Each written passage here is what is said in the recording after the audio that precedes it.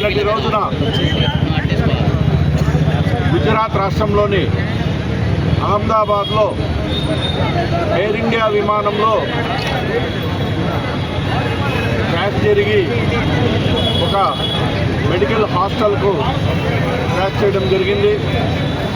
దాంట్లో ఆ విమానంలో ప్రయాణిస్తున్నటువంటి 241 మంది ప్రయాణికులు అందరూ ఒక్క మనిషి తప్ప అందరూ కూడా చనిపోవడం జరిగింది. అదేవిధంగా ఆ హాస్టల్లో మహిళా డాక్టర్లు అయినటువంటి జూనియర్ డాక్టర్లు చదువుకున్న విద్యార్థులు దాదాపు 25-30 మంది దాకా చనిపోయారు.